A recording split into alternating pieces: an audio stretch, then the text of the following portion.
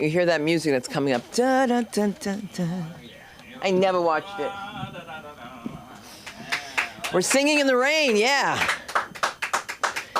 So I wear glasses now, and these are not my prescription. My prescription is $800 for something called Progressives. And I got these cheap glasses from across the hall, and I see everything, every hair on my face, everything. Cream that didn't come off, things like that. I'm always creaming my face, that's true. But I went out, and I said to Samantha, what is wrong with the people in my building? I asked the guy, would he help me, right? I said, can you help me with this bag? And they're just staring at me. And I said, Samantha, do you believe this? And she goes, they're not even talking. I said, can you please help me carry this? I was covered. I still have my mask on. I completely forgot. And I said, they're fucking crazy. But I was crazy. Did I curse? So I haven't seen you since the Israeli Film Festival, which came out today online. So I posted it, and I was very proud of myself for falling and getting up and nobody noticing it. One black girl did, though. She said, you fell. Because I came up dancing and going, la, la, la, la, la, and it just worked beautifully. But I have to tell you something. When you're standing next to stars, you're just like, wow, man. I don't want to switch places. It's too much work. Deborah Messing was there. She was just absolutely gorgeous. I met her in an eye doctor, now that you mention it. Isn't that crazy? Because I said to her, you know, Hank closed up. I don't know why I'm telling you all this, but there's a few things. If you ever have any chance, take a look at a little special called Sunda Kronquist Live from Hollywood, and that's now on Amazon. And if I say Amazon Prime or Prime, you know what I'm talking about, the blue one with the little penis that goes like that. What? That's what it is. I don't care what anybody says. I didn't want kids to watch it when that came up. I said, oh, my. And they had a thing for kids, which was very bizarre. And so hopefully, unfortunately, Thumbs Up will not be with us tomorrow because they're afraid of the riots. Clearly, this is a white bread company.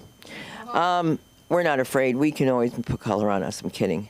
As far as the riots are concerned, you think they're going to come out here? You know, I called somebody that I know who has this joke about his family. And his name is Mike Moody. And never was this line funnier than when my cousin said to me, well, as long as they don't come there by you all right. And that's not the way it goes. So I called him today and I said, brother, you know, I think about you guys in these riots because, you know, now you're growing up. You know what I'm saying, Brendan? Now you're not marching with the crowd. Now you're like, wait a minute, my hip, you know? You're going to get hurt. Because I was in everything. I was marching for everything at one point. Oh, my God. Marching myself to get a friggin' massage. And by the way, I had the greatest massage, and she let out the biggest fart at the end and destroyed it. And if anybody knows me, do not break wind in front of me. Because black people are told not, it's break wind, you know, pass wind. And white people fart. And it's just such a difference. And I think it's so funny. They're like, oh, I just didn't leave you standing there. You're like, okay. Everybody has their freak, though. You got to say that. Speaking of freaks in the news, I'd like to change that because words change things. Words change things. And I'm going to say that this is probably the only person that I haven't said yet. This is my husband. I'm going to come and kill you if you try to pick him up. No, I'm crazy. I leave crazy messages. I threaten people. I threaten them. I tell them I'm going to put guns in parts of their body. I threaten them. I say, if you look at my husband, and one day this girl says, I got to meet your husband. And she says to me, you were going to do what? She goes, that's your husband? I go, yeah, that's right. I said, now I have to kill somebody if I have to. And she said, I just had a different image. And I said, what did you think? She said, clearly I thought you were Latino. But he's a Spanish Jew, which means he's always singing, Oy vey, como va. Oy vey, como va. Get it? Oy vey. Okay. Sometimes you got to explain. But he's America's sweetheart. Let's give him some love. The comedy of Mark Safran. All right, so it's not comedy. All right, this is the part that looks like the honeymooners. Okay, where it's like to the moon. To the moon. All right. If I had a bigger stage or a bigger place. God knows what that means. So, we have to talk about cows. No, we do. How many people believe cows are a danger to our lives and the environment? I mean, think about it. Why would anybody want to pick on cows? So, of course, two progressives, they're really lefties, lawmakers in New York, I have 4 of them, by the way, 4 of the most idiotic ones that exist, trying to introduce a measure to limit the number of cows on each farm in upstate New York. Now, these motherfuckers have never been in upstate New York. Brad Holyman Siegel, and none of you know who he is. The Siegel is his husband's name, all right? And the rest of these people, they've never stepped north of Westchester County. And for those of you who haven't been in New York, that we're talking maybe 40 miles. And they want to ban cows. I thought the only idiot who wanted to ban cows was AOC, but we learned to expect such stupidity from her. It's natural to her. She's never been south of the Bronx. The whole thought about picking on cows. So here's what they came up with. It had to come from Elizabeth Warren. She's upset because they don't let her play with the bison anymore because she's not really Pocahontas. And that was a fake. Anyhow, here we are. And it's just staggering to my imagination that people are actually still spouting this shit. And that's what the problem is. Cow shit. They claim it destroys the environment because of the CO2. They don't mind when Bernie and AOC take private planes all over the country. That's more CO2 in the air than all the cows in New York could put out in 10 years. But they say they're entitled to fly those planes. And John Kerry, too. Well, I'm not giving up my plane. All right? I buy carbon offset credits. Now, let me tell you something. I'm doing a carbon offset credit deal right now. I'm taking full advantage of it. My client's going to do well, but exactly how do you think we're developing the carbon offset credits? We're putting generators next to the gas wells in Colorado and Oklahoma for Bitcoin mining. You think it's wild? It's true. And guess what? Not only do we get to mine the Bitcoin and burn off the gas, we get carbon offset credits for burning the gas. You didn't know that. You get offset credits for burning gas. You know what carbon offset credits are? The lefties' favorite excuse for flying private planes. They say, well, I buy the credits. Yeah, at a big discount. That's how it works. It's like buying bonds. Anyhow, I wax poetic about cow shit. You don't remember that in Congress they were trying to say that no more cows. Why is this hatred of meat? Just think about it. It's milk and meat. Why do they hate milk and meat? Probably because Trump likes milkshakes and hamburgers. It's a form of hating the cows in upstate New York is a refined form of Trump derangement syndrome. It can't be explained by anything else. I'd love to take them up there. You got to see what these dairy farms look like. They're falling apart. These people can hardly make a living.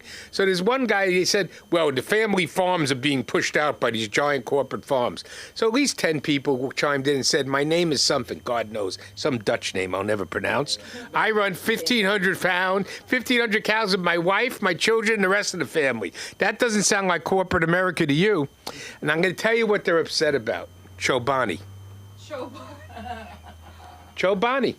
The minute Chobani announced that they were putting a yogurt plant in upstate New York, Brad Holyman Siegel threw a fit. He's going to be standing outside of Whole Foods boycotting Chobani. All right? It was Chobani and one other dairy company opening in upstate. Jobs, use our milk that we're not allowed to sell in New York, by the way, that easily. They make it very difficult to sell that milk. Anyhow, the Chobani plant is bothering them. Taxes, tax base, no matter what. This is the problem with America today. Hatred of cows. Next thing, they're going to be banning pigeons. Try that. The pigeons will win. They will. And they're going to shit on you, too. It's fascinating. And here's the best New York story. All right. You can't beat this. All right. They're spreading birth control for rats. Whatever happened to rat poison? Mark. And you go after a mouse. They see a mouse in my house, you'd think it was the second coming. They're all the yelling and the screaming and the cursing and the moaning. Kill it! Kill it! When I first got married, all of a sudden my wife called my father screaming because she saw a mouse. And he was good with mice. We have this big mallet. Somebody gave me a gift once, a judge's gavel. It's a mallet. And he would take the mallet and boom, knock that mouse to nowhere. And Aviva got one too. She kicked it. They're fragile. They have no real bone system. Anyhow, at the end of the day, birth control for rats just means that all the rats you don't kill, so what? They can't give birth again. They're still eating into your garbage cans, making mess, carrying disease. That's it. Get bit by a flea from a rat. It's not going to have birth control in it. You'll see. You'll see. And one last parting note, there has to be some politics in this whole thing. Not that there wasn't some making fun of stupidity, but you realize why all this yelling and screaming about the National Guard downtown is going to fail. January 6th. The Democrats were so eager to convict everybody for January 6th, they so lowered the bar on insurrection that anybody who gets arrested downtown will enable the president to go after the Insurrection Act. Teaches you a point. Be careful what you wish for. You may get your wish. And also, don't be so quick to go after your enemies. Because afterwards, here's what's going to happen. You're going to keep tearing down every law. Every law. But when you tear down all those laws and you turn around and face reality, tell me what's left to stand between you and the devil. Thank you. My name is Mark Sapp. Damn, that was nice. Don't fall, don't fall. You love that. Why would I love that? I have to take care of you. Please. Oh my God, taking care of a Jewish man is terrible. I don't mean it that way. Look, where's you speaking of New Yorkers? I haven't seen this guy for a long time, and so I started harassing him on the phone. And I'm so glad to bring up my little brother number 2. Let's give it up for Brennan Weeks, ladies and gentlemen. I'll tell you something about upstate New York. Ah, boy. Missed you. Oh, boy. You guys are too kind, too kind, too kind. I'll wait till you finish writing that last joke over there. It's cool. All right. It's all right. That's all right. You know, you're just in the presence of greatness, and that's fine. That's fine. None of you know that. Give it up for Mark, everybody. Give it up for Mark. That was fantastic set. Fantastic set. I felt I was back home. Back home. Upper West Side.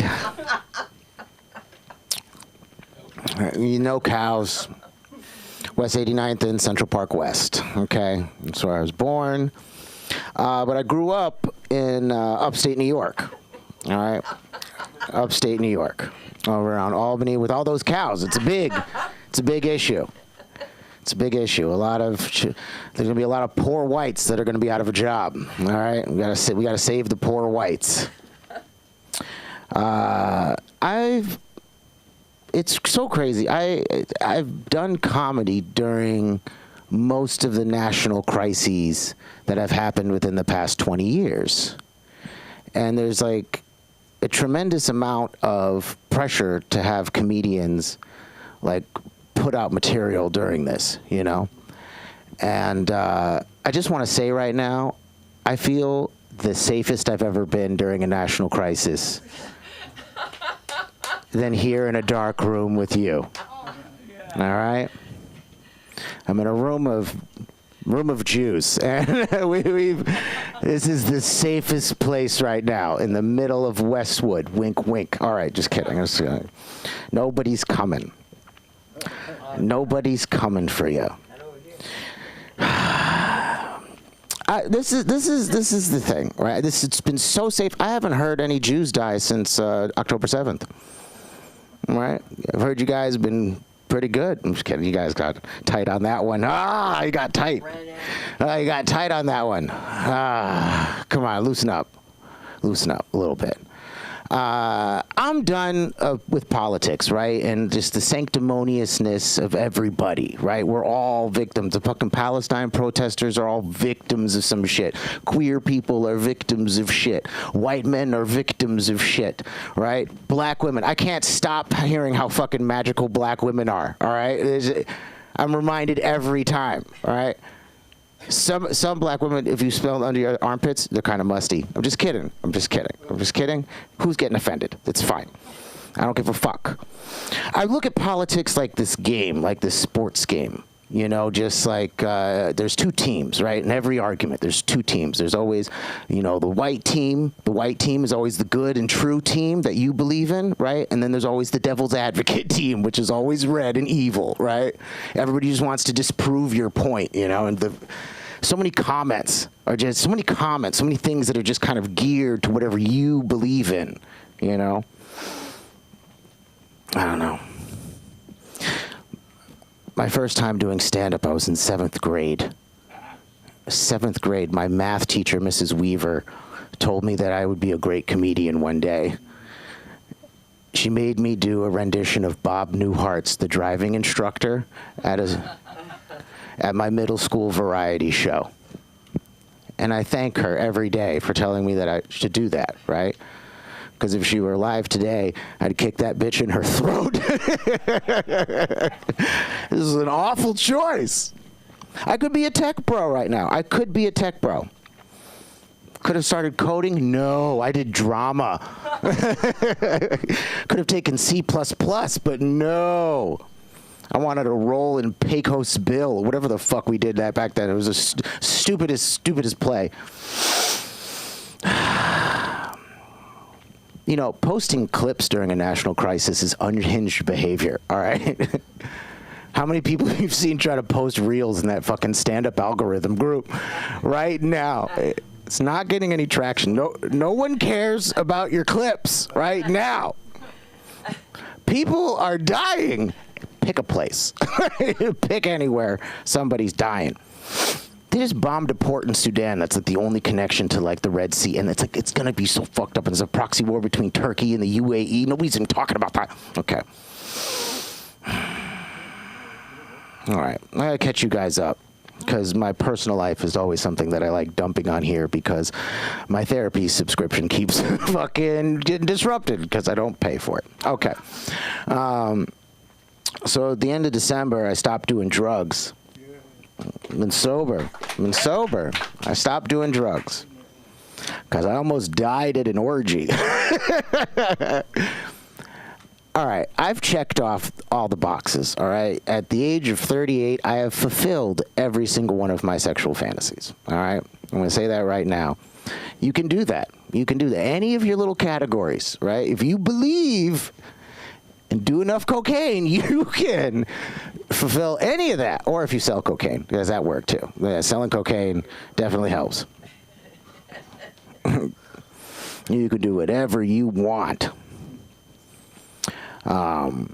Yeah, I sold cocaine for a little bit. I know what you're thinking. Oh, you must be poisoning the community. It's like, no, I only sell in gentrified neighborhoods, all right? I'm only selling cocaine to white people, all right? With a couple of evictions, we'll get those neighborhoods back, you know? All right? And reverse gentrify this place. But I also stopped doing drugs because I got cheated on. The girl I was with. I got cheated on by a married woman, okay? And I found out because her husband called me to tell me, right? He was like, she's cheating on us, bro. And I was like, how do you know? And he's like, well, my girlfriend just tested positive for chlamydia. And I was like, oh, I wonder why I was itchy. Do you know how hard it is finding out you have an STD over a game of telephone? That's crazy. It's literally 6 degrees of Kevin Bacon. All right. Yeah, bacon isn't, it was hot down there. All right.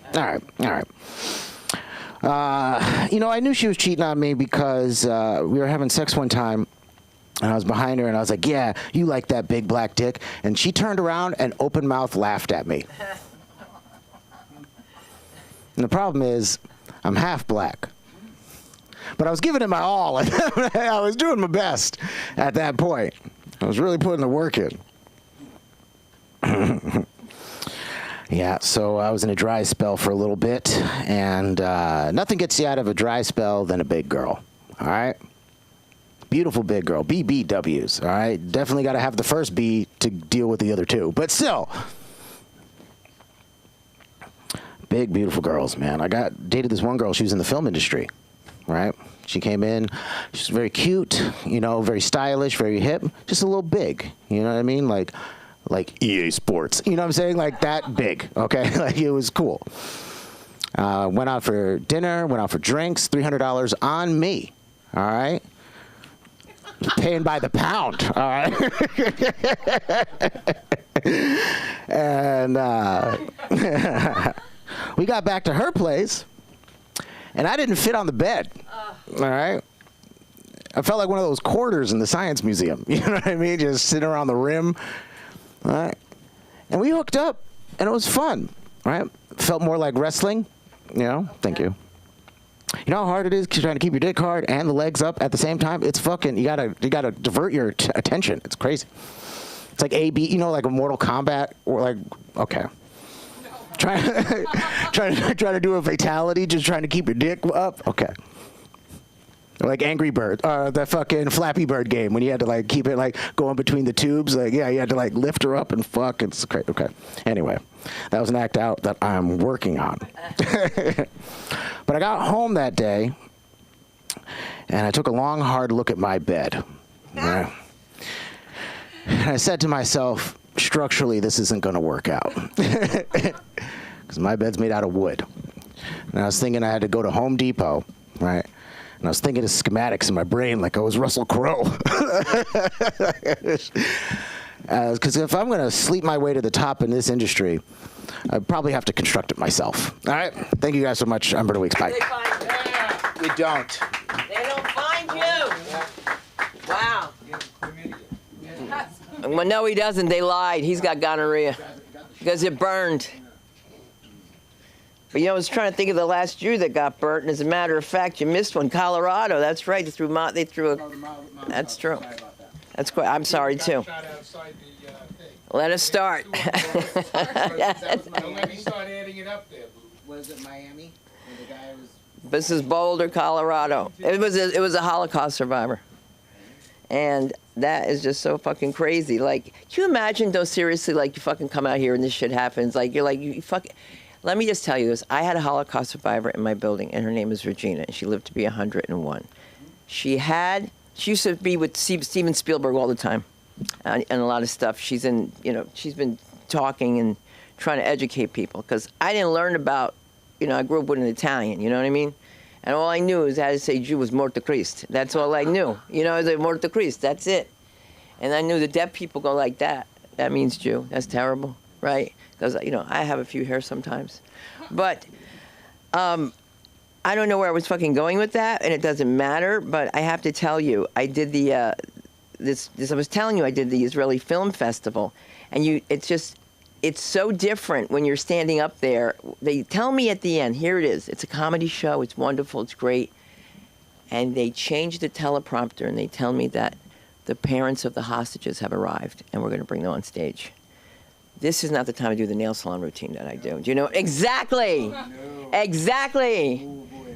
And my baby toe is killing me because, as you all know, I had surgery and they had to take a piece of my shard out. And the guy sat next to me that's standing up says, no, I want you to stand here with me. And I was just like, my feet hurt. So today I was, why do I even talk about that? And it's painful. It's very painful. But then I was looking at Melania today. Her feet hurt. All right?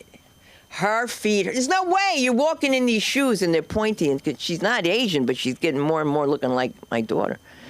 Happy Father's Day to you guys who don't know your dad yet. Oh, is it Father's Day? No, it's coming on Sunday, and Aaron's praying that he doesn't have another baby because he's one of these people. All right, so I'm going to just keep this going for a minute, and we're going to light you at 3 so you know what 5 is. That's how you want it? No? You want it at 5? Yeah, you got it, right? Okay, all right. Is this for Thursday? Yeah, but you can kick me off at 5 tomorrow. Just show the light. I'll quit wherever I'm at. No. You'll wrap it up. So okay, so you just want to have your toe. Okay, so give him the light. He knows what he's doing. Yeah. See what I mean? What are you gonna do? Hey, thank you for your service. Let's bring him up. Come on, Tor. Let's do it, Tori. Thank you. Troy. Woo! Getting worse. I'm not down yet. I still have my hip. Hello, everybody. Did you know that if you do 20 years in the military that you get to retire? I didn't know that. I was in like 10 years and someone told me that. And I was like, well, shoot, I could do 10 more years.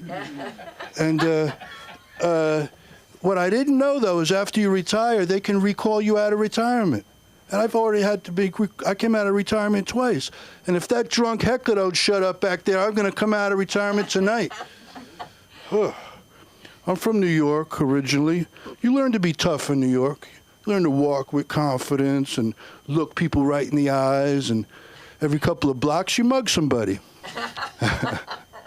My mom was tough, too. And when she had us kids, she read all these books on psychology and what's the best way to rear the children and stuff. And what she ended up with, she decided on the Tennyson method. I don't know if you've heard of it. Basically what that was anytime I was bad, she would whoop my ass with anything she'd grab a hold of. She toughened me up. She sent me to the Y, too. Did you know there's Jewish Ys, YMHAs? There are. Yeah, like there's YMCAs would have summer camp, big fun, right? But at the Jewish Y, we had catered retreats in Boca Raton. It was great. And she sent me there to learn martial arts. No, shut up. It wasn't jujitsu. Get him out of here. No, it was karate. And I got really good at it. I got up to purple yarmulke. Yeah, and we had our own noises, too. We didn't go hi-ya, hi-ya. We would go, oive, oive already, chutzpah. It was good. But, you know, my teacher kind of would always make me feel guilty. He'd go, so, Troy, I come all the way from Long Island to teach. This is the sidekick you do, Meshuggah. You're a klutz. And he was Puerto Rican. Yeah, boy. I went to an all-black high school. Well, except for me. They called me Spot. And I'll tell you what, I excelled at sports. I was the best Frisbee player, the best at horseshoes, and I was the entire swimming team. Yeah. But you know what's crazy? I could never get the cheerleaders to come cheer for us. I was like, Sunda, why won't you come cheer for the swimming team? And she was like, you know I ain't trying to get my hair wet, okay? Wow, it was horrible. Yeah. But, I was also on the wrestling team. I don't know if you know. Have you ever seen the outfits they wear in high school wrestling? It's just called a singlet. Very revealing. And so in my first match, I show up. Turns out the cheerleaders do come to the wrestling matches. So I pop a boner, and I have to, no, really, it just really happened. And I had to hide behind a pommel horse. Seriously. And my mother was there that day, too. And, needless to say, nobody wanted to wrestle with me. But I joined the Army after high school, and guess where I get stationed? New Jersey. Oh, everybody in Jersey thinks they're in the mafia or something. You know, I reported in, all right, albeit 2 days late, but all I hear is, hey, what's the matter with you? You want we should whack you and bury your ass in Hoboken? I said, look, Chaplain, calm down. I'll be on time next time. The installation there is called Fort Dix, and it's kind of an unfortunate name for a place, don't you think? Fort Dix? Well, it is a big post, and there's talk about changing the name of posts, you know, military forts, because of fairness, and I agree. So Fort Dix will now be Fort Pussy. Fairness, come on. But I'll tell you something also that's strange about the military. It's all last names. You rarely, if ever, hear someone's first names. And there's some crazy last names. We had a Indian soldier, Dot, not Feather, Private Vijay. Really. And we had a Captain Butts, and we had a Major Woodcock. And his title was the Rear Commander. But I'll tell you, you could get charged with sexual harassment just looking for people. I said, hey, Major Woodcock, have you run into Captain Butts today? He said, no, but Private Vijay's been in and out. I got stationed down in Fort Bragg, which is now Fort Humble, in North Carolina. And I was assigned to the 18th Airborne Corps. Wow, these guys are crazy. They jump out of perfectly good airplanes with hundreds of pounds of equipment, machine guns, grenades, and everything. You could recognize them. They're the guys with the red beret, mean face, and they walk with a limp. Okay, who laughed? You're going to hell laughing at injured soldiers. Nah, I'm kidding. We don't mind that. We laugh at the same things. But I want to thank y'all because when we go on deployments, you civilians send us care packages, and that's great. But the sergeant major, he's such an ass about it. He's like, just pick one and move out. Don't be shaking them to see what's a good one. Just take one and move out. And I get mine. It's a box of tampons. And then I look close. It says the Easy Glide variety. Shouldn't that be the standard? I mean, is there somebody in CVS going, hey, what the fuck is this Easy Glide bullshit? Where the hell are the rough glides? You know? Terrible. My machine gun, I say that because it's really M16, broke. And I had to take it to the armorer, Southern boy. And he would go, my name is Mario Andretti Cranford. My father named me after Mario Andretti. I said, you know, I would never have guessed that, Mario. And I said, but are you going to be able to fix my M16? And he goes, Chief Troy, I will fix your M16 with balls on accuracy. Balls on accuracy, I tell you. And I said, well, Sergeant Cranford, just don't put your balls on my gun. And I'll be glad. I had an assigned duty. In the military, you wear a lot of different hats. One of my assigned duties when celebrities would come over to entertain the troops, I would take them around, help security, pull security for them, bring them to where they were going to sleep. Oprah Winfrey came over. Wow, she was great. Brought a lot of people with her. She was wonderful. I took her around. I brought her, showed them their tent, brought them in, and someone yelled out, hey, how do you expect us to sleep in this tent? And I thought for a second, I was like, you get a sleeping bag. You get a sleeping bag. Oprah, you get 2 sleeping bags. And she brought Halle Berry with her. Ooh, isn't she hot? Man, but she's a bit of a complainer. Yeah, she was like, oh, my coffee's not hot enough. Or, oh, my phone isn't charging right. Or, Troy, get out of my sleeping bag. The nerve of her, right? Hey, thank you very much. That's my time.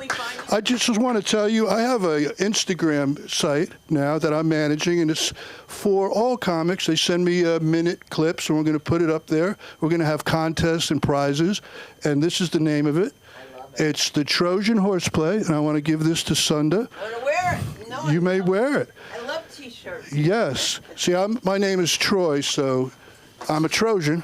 It's so cool. Yeah. Did you do that yourself? Trojan Horseplay. Believe it or not, AI did it. But you direct it. You say, I want a Trojan. Yeah, you have to tell it what to do. I want a Trojan horse with a red mane with the Troy Castle in the back. I've got like 4 different ones. I got one with Apollo looking down. Because did you know Hector from Troy was actually Apollo's son? No, I didn't. If you read the Iliad, you'll see that. I did. Yeah. I can't fucking remember it. Yeah, he's actually one of his sons. He slept with King Priam's wife. Wow, my daughter's obsessed with that. I have a screenplay all about it. Oh my God, she Yeah. has a show called The Trojan Michael Women. B. Jordan in it. No, I'm starring in it. There you go, Rocky. Thank you very much, And everybody. Thank you for your service. Come Hey, on, it was serve really me my here. backhand, right? Please, I was let on me the tell tennis you. team. You're on the tennis team. Wait, where's my T-shirt? I took it. Oh, I'm sorry. I was gonna put it on. Put it on. I put it on. I got you the big size because it'd be like a dress. For my husband. You could get like a chain around the middle. You know, you think so? Let me tell you something. I tried to get that chain around my middle before I went on stage the other day. Oh my gosh. Oh my goodness, it was a lot. Here you go. Can't sneak out. Have you taken his acting class yet? I took it last night. It's a hoop. I told you. I He's told rough. you. I know. But he's great. He's great. He's really great, and it's great because it doesn't stress you with memorization. See, but I went to the So who I am, everybody. If you want you to get mad, you really get mad. Same thing with Meisner. It's all bullshit. Meisner, yeah. You got brown eyes. You got brown eyes. You've got brown eyes. Oh, yeah, that when they call back and forth. Oh my God! It's just the easiest exercise when you're on cocaine. By the way, you're the worst cocaine dealer ever. By the way, okay. I did a whole routine about you without your name. Okay. The whole thing. We had a whole thing. A whole thing. Whole thing. I mean a whole thing. Whole fucking thing. Okay, where I had to come down in my pajamas. Don't you tell the details. That shit was insane. How much do I love you? So much. So much. I mean that. I mean that. Oh my God. Yeah. My ass. Saved my I saved his black and white ass. All right. for the hot days. It was a very hot day. It was a very hot day. And it's going to get as hot as Nigeria in a minute. I'm just kidding. Let's bring up the comedy, the one and only Anye.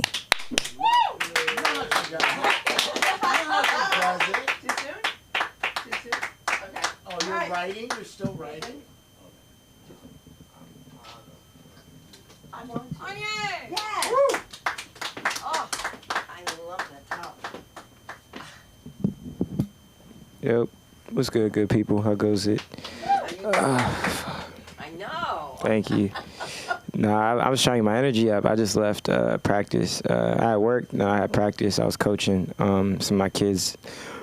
Today we did open runs, so I was hooping with them a little bit, so a little drained. So that's why my energy's so down today. I know you guys are so used to me being so uppity and jumping around, but I don't think I got it today.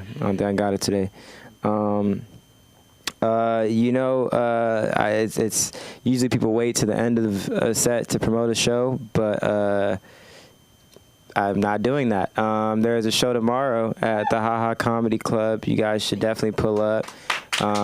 Hella new faces. I'm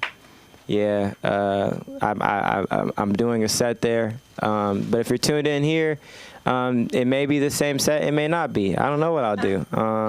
That's just the fun of comedy. It's good to see you, Brendan. Haven't seen you in a minute, man. It's been a cool minute, bruh. Oh God, Brendan saw me when I first started comedy, which is crazy. He saw one of my first ever shows, which is wild. So see you again. Brendan, you don't stay in downtown, do you? Okay, good. Because fuck downtown. Big downtown hater over here. Not a fan at all. Hate that it exists. You feel me? It's like people think now with the protests is what I'm talking about. No, not even that. I don't think that's the issue. I think downtown is the problem, not the people, just the city. I don't think it makes sense for there to be a city where it's harder to find parking than it is to find a completely naked homeless person. I think that's the issue. I think we start there. Yeah, I think it's like if it was like a tally mark thing, you would lose in a landslide. It's a ridiculous amount. And at whatever time, just throughout the day, sunshine, sun gone, moon up, moon down, ass everywhere. Yeah, it's just a terrible, terrible place. And it's like people pay thousands and thousands of dollars to live there. You feel me? These big skyscrapers, just thousands of dollars to live in these tall apartment complexes. And then there's thousands and thousands of people living right in front of these exact complexes for free, and it's messed up, man. But shout out to homeless people, bro. I love the way, everyone has found ways to reinvent themselves, even cigarettes. They got e-cigs now. It's like the cool new you're clapping. That's crazy. But yeah, shout out to them for reinventing themselves. Homeless people, I feel like there's been a lot of progress in the homeless community that nobody's been discussing. I feel like I was parking my car, and when you park your car, there's that phone thing that tells you where you parked your car, so you can easily find your car. It's helpful in downtown because a lot of the streets look the same sometimes. And so I was lifting my car, my phone died. So I was like, fuck, I don't know. But I saw a homeless guy that I saw when I was walking to the venue, and I was like, oh, my car has to be nearby because he's laid out. He's not going anywhere. He's at home. You feel me? So, and I felt bad because I seen bro, and I used him as a landmark, and he woke up when I was walking by, and I said, I ain't gonna lie, bro. I appreciate you because I was stressed. I couldn't find my vehicle. Like, I need to break bread with you or something. Like, you just saved me, right? And he's like, oh, cool. He puts his hand out, and I'm like, oh, cool. Dang, bro, I ain't gonna lie. I only got cash. I ain't got cash or nothing, my boy. Like, damn. And he was like, no, it's cool. You got Apple Pay? I said, what? And I was like, my brain, you know how you, like, Jimmy Neutron used to brain blast? Like, I'm, like, seeing the progress. Like, they used to have the cups with the change, and they would shake it, and then you would hear the change. It's like, that don't sound like a lot of change. Now you're enticed to give more change to help this man have more change. Obama. But then they started taking cash, which was real cool. It was crazy when they started taking cash. It's like, yo, like, it don't make no noise when they shake it, but now they can flip it and show you, oh, that's like $3. I could add $1 to that. Maybe I give them the $5, you know, like, but it's more dangerous. You feel me? They showing the cash now. They can reach in and steal, you know, it's dangerous, but they're okay with it. But Apple Pay, I said, yeah, I got Apple Pay. What that got to do with you? Like, yeah, I got Apple Pay. What does that have to do with this conversation? He put his hand on, he's like, do the thing. I'll show it to you. So at this point, I'm intrigued. I double tap my shit. I'm like, what's going to happen? And he's like, put it to my hand. And I'm like, bro, this is like some Chris Angel mind free shit. Like, okay. So I did it.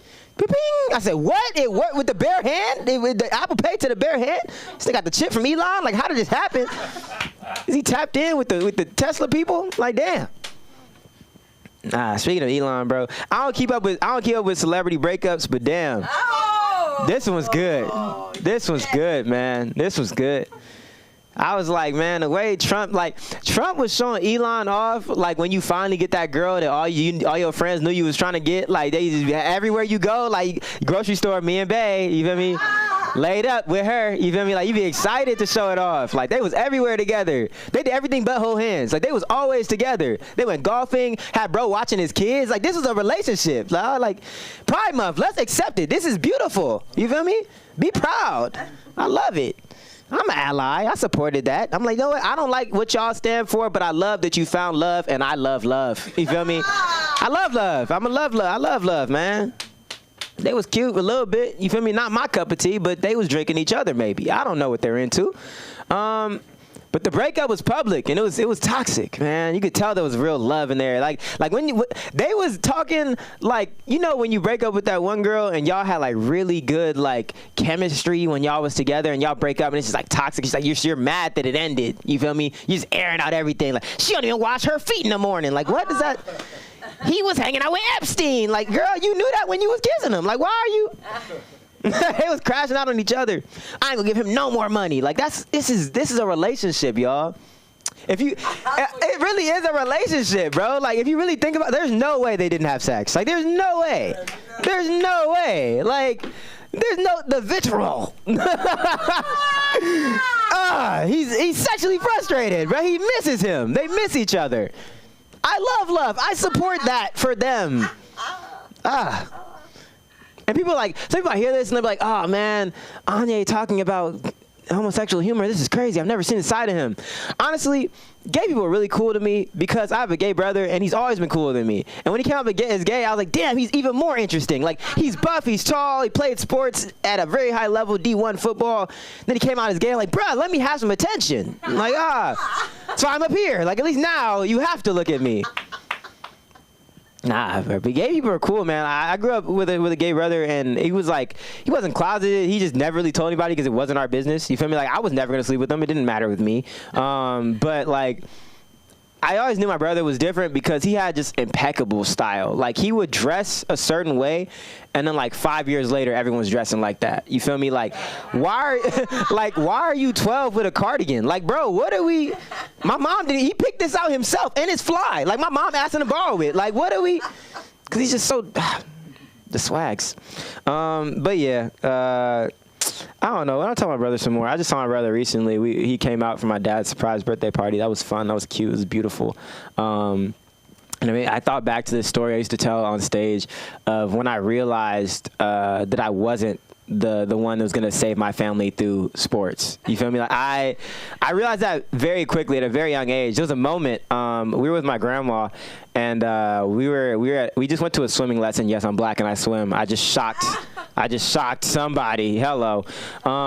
It's actually very fun for me to swim. we were leaving swim practice, and it was me, my brother, and my grandma. We were seated in the grass. We were having a nice little picnic after, you're eating sandwiches, you're just vibing, talking, enjoying life after practice, and soaking up the sun. And my grandma's sitting there with her purse next to her, and some guy runs by, grabs the purse, and takes off. And me and my brother, we react immediately, right? My brother jumps up, full sprint, and this guy had to be like 11, but he was already 6 foot. He's just ridiculously tall. So he's chasing this dude down, and he hawks him. Like 4 strides, he's already next to the dude. Dude's like, oh, fuck it, take it. So my brother just tackling the dude. Dude drops the purse, he gets the bag, comes back.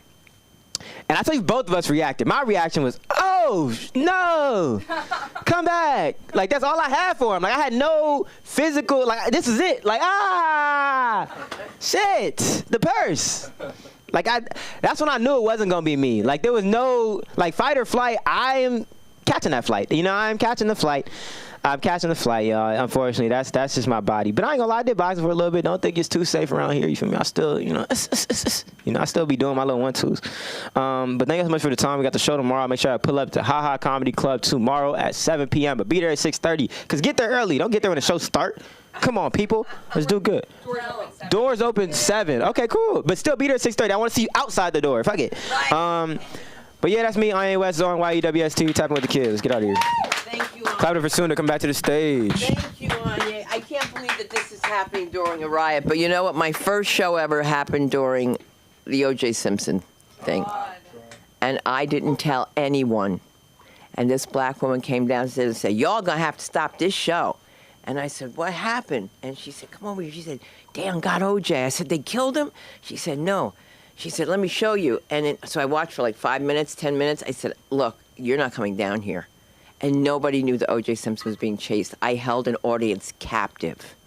And everyone says they remember exactly where they were. At a comedy club, not being told. They all came out and just stood like this. Remember? And it was an Indian who owned a Mexican restaurant. Yeah, but they only went an extra 3 miles. What do you mean? The chase was only going at 8 miles an hour. Was that true? Yeah. Yes. Wow, man. You know what? They didn't miss anything. I'll tell you what I miss. I miss this next one coming to the stage because without her, a lot of stuff doesn't happen. And with her, a lot of stuff happens. And that's why I can't wait to have her back in my arms. Welcome your comedy concierge, Samantha Linderman. I love a costume change. It's a costume change. I think that's funny. How we doing tonight, everybody? So good to see you. A lot happens when me and Sundar are together. It's true. It's like when nothing's supposed to happen. One time I was with Sunda, we were having a little sweet treat, having the Jewish guilt about it. She's like, come on, have some. I'm going to have one. It's okay. And I'm like, I know it's okay. Like, nobody else is here. You know what I mean? Like, we're not live streaming. Like, we can have a treat.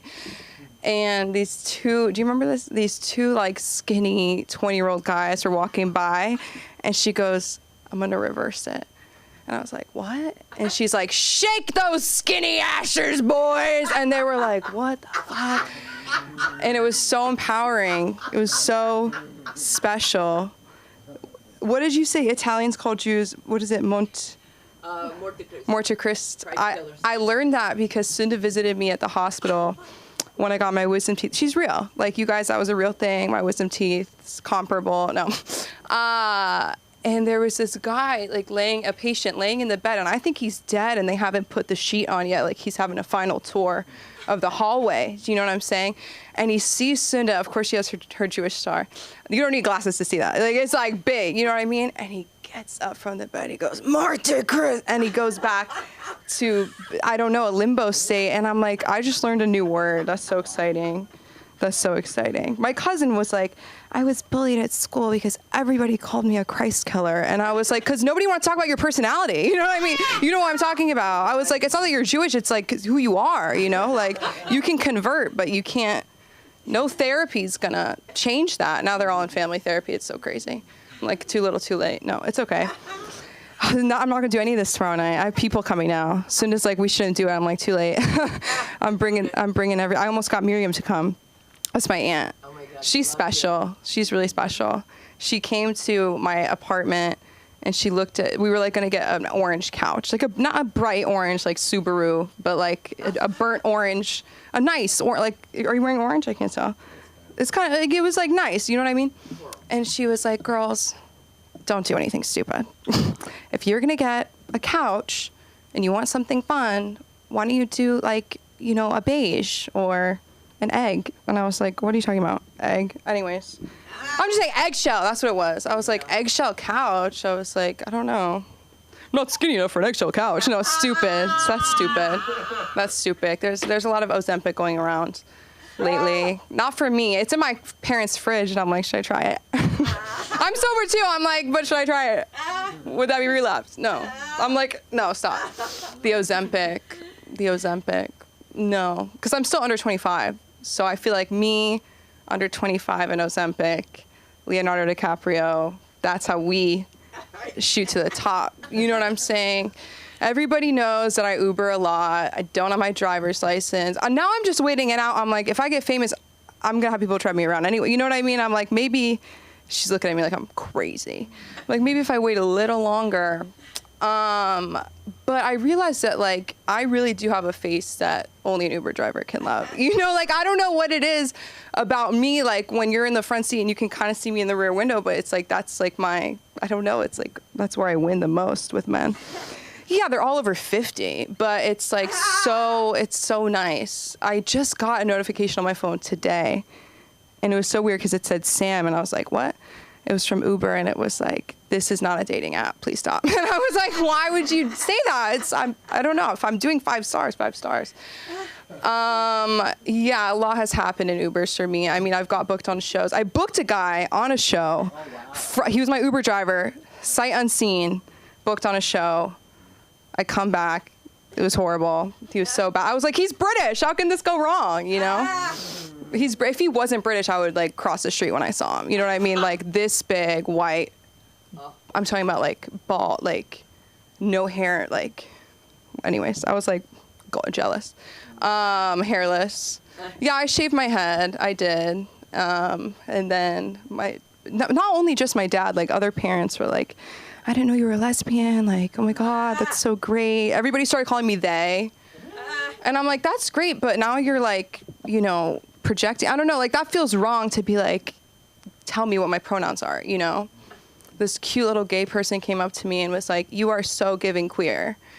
And I was like, are you trying to get shot? Like, what are you doing? Like, I don't know. So it was fascinating. But I had to be like, no, it's just still boring old she, her. You know what I mean? Like, I'm just bald. Like, I don't know what the problem is. If you shaved your head and you became like attracted to only women, I think that we would not have any women with hair. You know, I think it would just be a bald world. I shaved my head to make men feel better. I was like, see, I get it. It's gonna be okay. Everything's fine. I'm bald, you're bald. You're 50 plus. I'm 18. Let's make a video. No, I'm kidding. Oh my God, that's disgusting. That's really gross. That's horrible. That's how you know I feel comfortable. That's disgusting. I don't make jokes like that. I'm a clean comic. I'm so clean. Uber dating app. It's not one, but you know, like when one thing leads to another and you're in a CVS with your Uber driver. I was in CVS because he heard my stomach grumble. It was a silent ride. And he's like, are you hungry? And I was like, are you a freak? Like, what do you mean? Are you hungry? And I was like, what, you have snacks or something? If they're wrapped, I'll eat them. Yeah. And he's like, me too. And I was like, I didn't answer. And then I was like, okay, fine, I'll go to CVS with you. But I won't get sushi later because I have boundaries. That's the B word to me. Like, people are like, don't call a woman the B word. I'm like, yeah, never use the B word around me. And they're like, bitch. And I'm like, no, boundaries. Boundaries. Every time it comes back to that. But then you do stand up, no boundaries. I got a great shirt at Walmart. The brand, no boundaries. And I'm like, yeah, I was like, what the fuck? What the fuck? When did Walmart have boundaries? I don't know. I feel like the whole point of Walmart is like there's no bounds. Like you can get everything. In Utah, you can get, I was just in Utah, though, keep clapping. It was so funny. I love that place. My sister's there. My niece, she's 2 years old. She's smarter than everyone in this room combined, myself included. Genius. She's watching Frozen, and she's like her foot's like, Elsa sad? Anna Frozen? Is this representative of our government? No, I'm kidding. what does this mean? She's like sucking on her. She's so smart. Like she has empathy, you know? And that's when I see kids like being mean. I'm like, you know better, dude.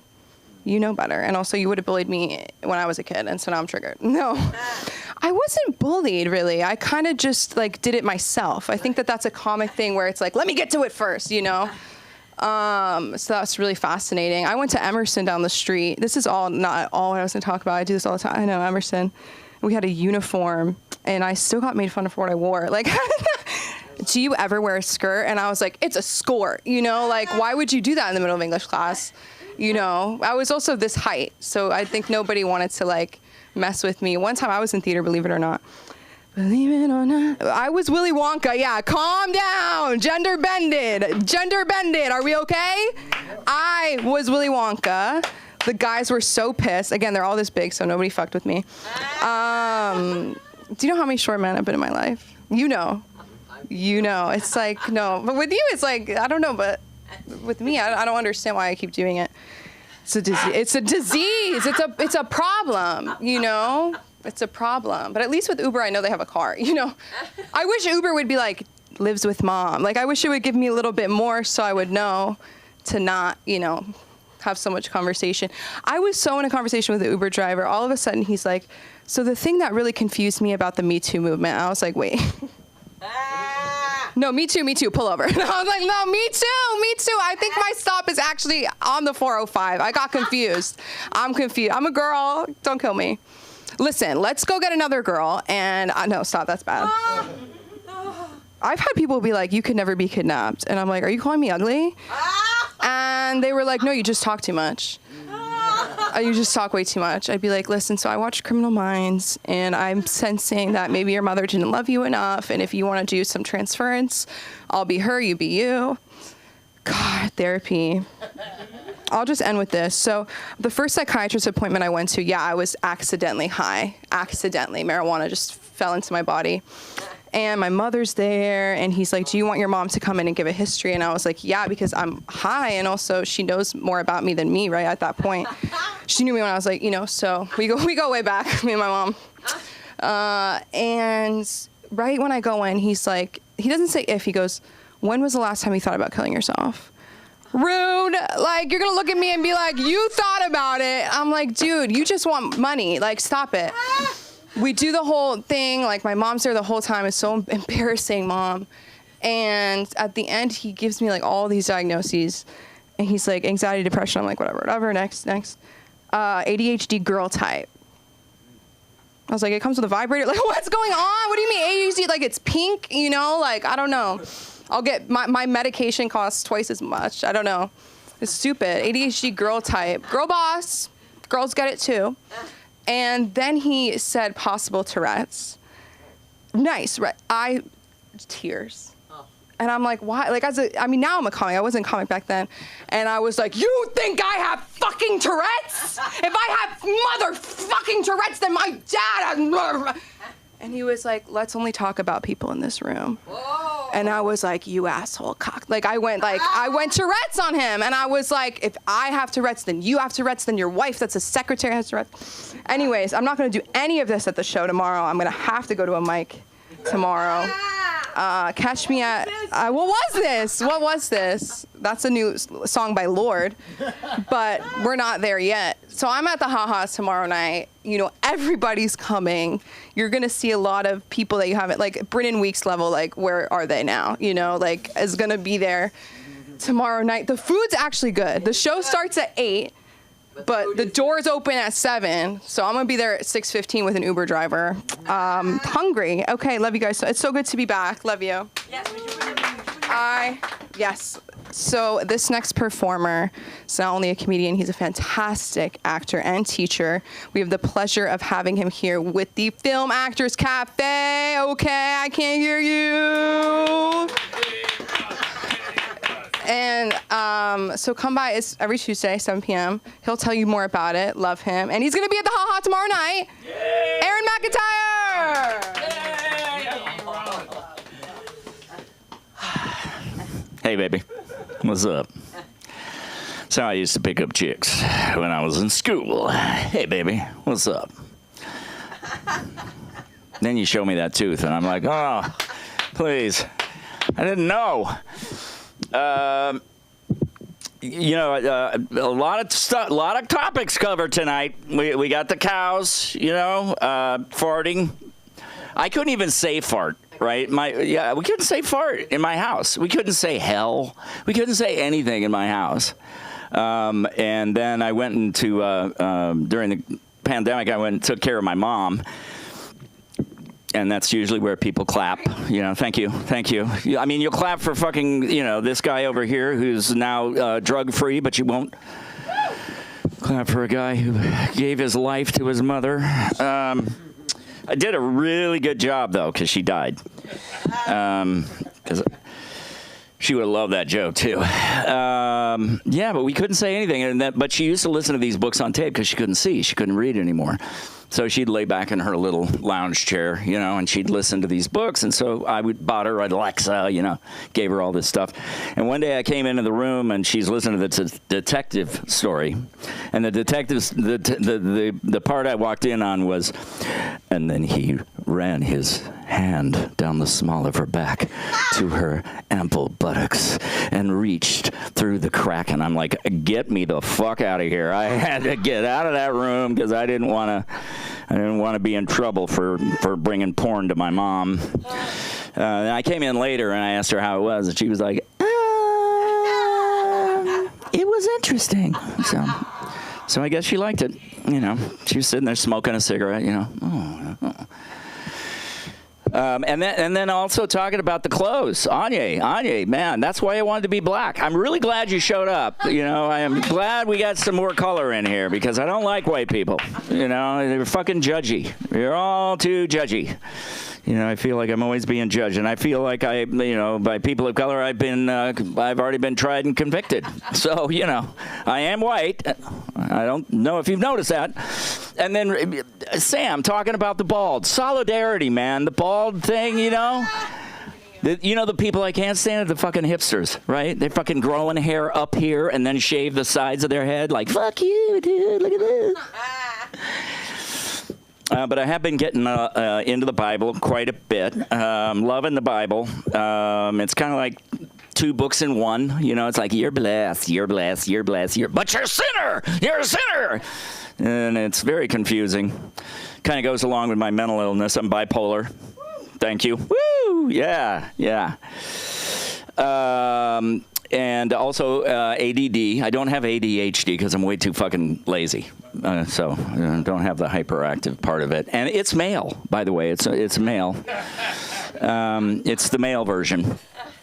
But yeah, the clothes, man. Black people, you guys can wear the fucking coolest clothes. I moved to San Francisco, and I thought, every place I ever moved in my life, I always wanted to be somebody else, because the fucking guy I was back there was just not good. So I'd always try to become somebody cool, and I'd go out and I'd get the cool jeans. And at that time, you're going to fucking laugh. They were elephant bell bottoms. Remember the elephant bell bottoms? Big old fucking bell bottoms that covered your feet, and you'd walk around, you'd look like you were on stilts or something, and I finally had to stop wearing them because one day I tripped over them. I swear to God, I'm walking along and my foot gets caught in the bell bottom and I went right on my fucking face.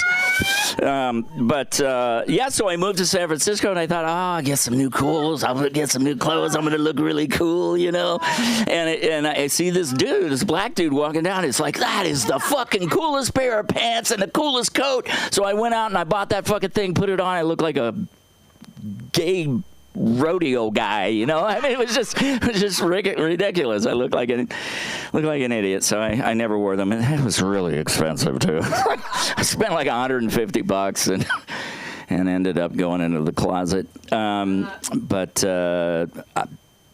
I never had to come out of the closet because I'm not gay. Okay, I'm not gay. A lot of people have thought that over the years, but I'm not. I've only been in with 3 guys, so but I'm a people pleaser, right? I'm a people pleaser. They had a need, and I tried to fill it, and I just could not get it up, so it didn't go well. The first one was because I needed a ride, Second one's because I wanted to get high, And then the third one was, no wait, that was the second and third one. The first one was when I was 6. So but did it get dark in here all of a sudden? No, we got to talk about this shit. Everybody's got problems. Everybody's got shit going on, right? We got cows fucking being, canceled. Cancel the cows. Cancel the cows. And my question is with the methane that they're putting off, what about our shit? Does our shit not have any methane? I mean, maybe we should start to cull that herd. I think maybe that's what Trump's trying to do, is maybe cull the herd a little bit, get rid of some of those people. That's why he's like, no, there's no COVID. No, it doesn't exist. And then the homeless people, right? I mean, I have actually made up a rule because of the whole thing that I'm white. Sorry. Didn't mean to be. I didn't choose it. But I have made a code of ethics. I don't give money to white homeless people. I just, and I don't give money to homeless people who are like doing things on the sidewalk, like doing look at me, I'm a statue, or juggling or shit like that, because they don't need money, they need an agent in this city, right? I mean, they freaking need an agent. And I don't give money to homeless people who have pets, because they've got dinner right at the end of their leash, right there. They've got a meal. I know, it got dark in here again. So strange. And I will date a homeless woman, because no matter where you drop her off, she's home. Don't have to be traveling around, especially in LA with this traffic, right? And with the BMWs. Anybody here have a BMW? I'm going to have to watch anybody who has a BMW, because those people are nuts. They're crazy. I mean, they drive around like they're the only people. I pulled up to a stop sign, 4-way stop. There's a guy sitting there, and he's not going. He's got the tinted windows, so I can't see in there. And I'm like, come on, man. You were first. And he rolls down his window, and he goes, I'm on the phone. And that's my point. They've decided this year they've just discontinued the blinkers because nobody was using them, I mean, you never fucking use the blinkers. It really upsets me. Laws are really important to me. I follow the rules, It's like I keep right except to pass. That's what they should change all the signs to. Keep right except to pass, not slower traffic keep right, because everybody thinks they're going fast, right? They're going like 20 miles an hour. Driving along. And how many of you, like, when you're driving behind somebody who's a really crappy driver, you think about, okay, I know what they look like. I'm going to drive up. I'm going to see what this fucking guy looks like, and you come up and, yep, Asian. Okay, yep. Yep, little old lady. Yep. The good thing is that you can always tell the Mexican gardeners, because they get the pickup truck with all the stuff hanging off of it. And it's, it doesn't have a little, sign on the side saying what they are. They just drive around, going up and knock on the. Hey, excuse me, can I cut you on? I think that's about it. I do want to talk a little bit about the acting class. So the acting class Tuesday night, 7:00. If you have a young adult in your household, anyone from anywhere from like 9 to 17, I have a class on Saturday mornings from 11 to 2, and then Tuesday night 7 to 10. Which Troy didn't know about last night. In about 2 hours, he's like, when does this fucking thing end? But no, I'll do that shit. I will do that shit all night. I love it. I love it. And so I'd love for you to show up. The only commitment you have is to yourself. You don't have to commit to like 8 weeks, but if you do, you get a discount. Yeah, there we go. All right, ladies and gentlemen, thanks very much. I love you. Yes, and now we get to bring up our second producer coming back from the boards. It's Billy Ramirez. ¿Qué pasa, familia? Es un placer estar aquí con ustedes. I love doing that because a lot of people don't know that I can do that. It makes me feel like an undercover Latino, which also probably could have been an alternate title for Scarface, starring the Italian Al Pacino. I know that movies has been out for like 75 years, but I can't stand that accent. You know, say hello to my little friend. Like, why didn't you say hello to an actual Cuban before you filmed that movie? You know, say hello to my little friend. He has money. He's a good pitcher. You know, something like that. Anyways, whatever. Let's see. So as an undercover Latino, another thing I like to do is, sometimes I like to introduce myself like, "Hi, I'm Billy, person of color. Nice to meet you." You know, or like sometimes if I see someone, I don't know, planning an ugly sweater party or kissing their dog right on the mouth, it gives me a chance to turn to somebody and go like, "White people, am I right? Billy, nice to meet you. You want to listen to some Dave Matthews?" You know, he wakes up in the morning. So here with a room full of comedians, actually I was hoping Jacob was going to be here because he'd probably answer this, but like, anyone here as a comedian struggle with their confidence sometimes? Yeah. So that's one thing I've been struggling. I've struggled with my confidence all my life, and but and they say like speaking in public, it's like one of the scariest things you can do, and comedians do that. But I don't think that's due to confidence. I think that's more just due to maybe delusion. You know, it's like oh, I'm gonna kill him with this Scarface reference, this old ass movie. But also, like, I don't think anyone really wants to see or hear from a confident comedian. It's like, "Hi, everyone. Just a little about myself. My dating life is perfect. I have a lot of money, and I was hugged plenty as a child. Let's laugh, you know." So, but anyways, I think I figured out. I figured out that I tracked my lack of confidence. Really, it goes down to being raised under the rule of la chancla. I don't know if you know what la chancla is. It's a piece of footwear and also a disciplinary device used by Latina mothers. My mom was a sniper with that. She could curve it around walls and corners. She wouldn't even have to take her eyes off whatever telenovela she was watching. But the effects of La Chancla still live with me. Like, for example, not too long ago, I was walking down Santa Monica Boulevard past Cafe 50s, and I saw this lady. She just finished up her lunch. She was about to get up and go, and she reached down to adjust her sandal, and I almost dove into traffic. Like, I wasn't going to take any chances because La Chancla doesn't ask any questions, you know. But let's see. Still working on this one. So sometimes I wonder, like, if I had taken just a few less chanclazos growing up, like, what kind of heights could I have reached? You know, maybe I could have been a successful businessman or like a bilingual lawyer with billboards all over L.A., you know. "Did you slip on a churro at Disneyland? Call me." Or, you know, "Te partiste la madre con un pinche churro en Disneylandia? Llámame." You know, something like that. Anyways... And I know it's, I'm middle-aged. No one wants to hear a middle-aged man, like, blame their parents. My parents did their best. They're immigrants from Mexico. They sent myself and my brother to college. Let's see. I'm still working on. I'm just going to pick this up. Yeah, but, they did their best. But sometimes someone's best is a C-. And I'm pretty sure that I got chanclad past like potential lawyer, potential doctor, potential scientist, all the way over to liberal arts degree, you know. And I went to college, but I ended up getting the easiest, most fallback degree imaginable. Anyone care to guess what that was? Well, no. Communications. I majored in communications. A degree so lame that The Simpsons made fun of it while I was studying for my communication degree, and I just didn't heed the warning.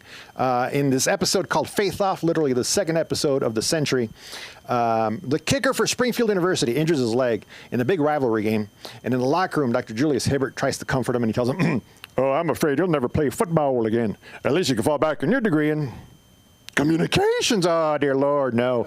And the kicker goes, "Yes, I know, he's a funny major. Lubchenko learned nothing." Well, fortunately, that joke is funny to me now because it is said that comedy is tragedy plus time. And, enough time has passed, and the tragedy is a communication degree.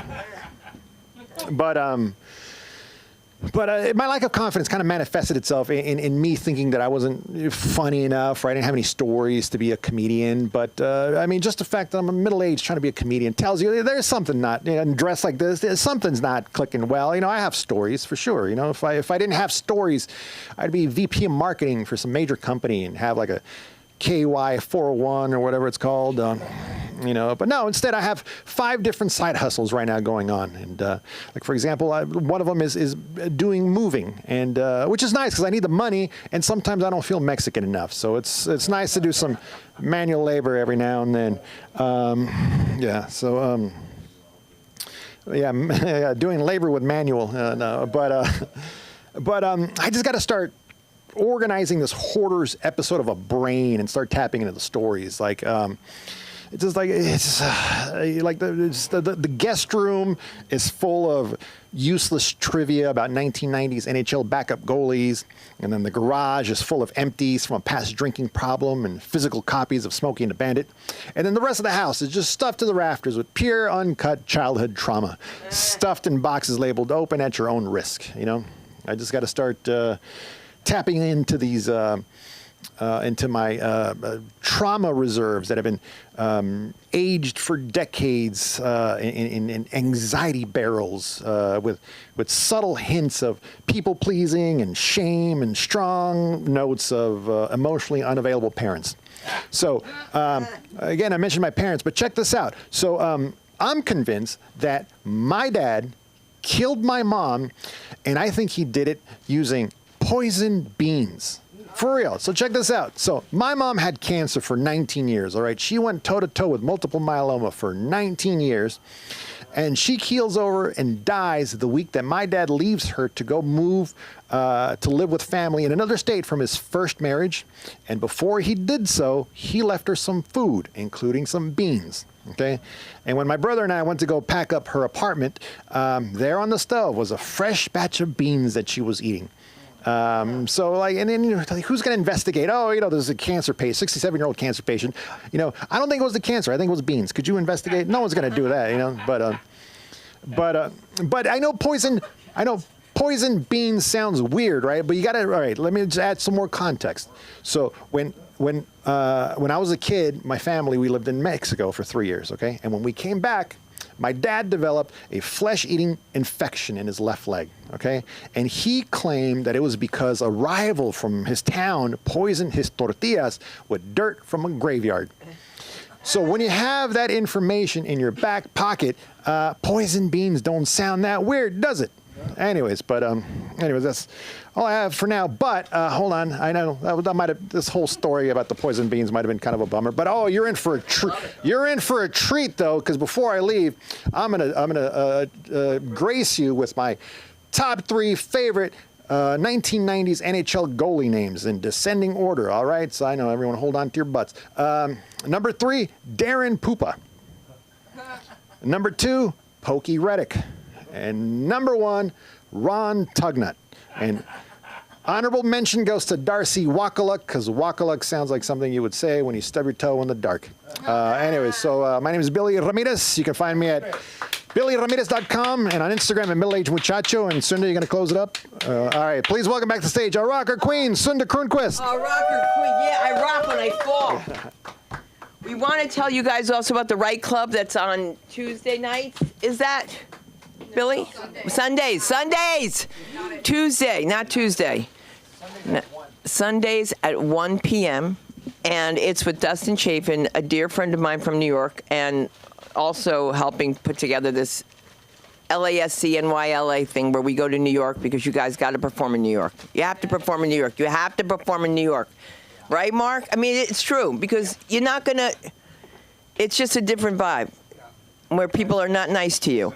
So I want to thank all of you. Please follow us and see you tomorrow night at the Haha. Thank you, everybody. Thank you. Good night.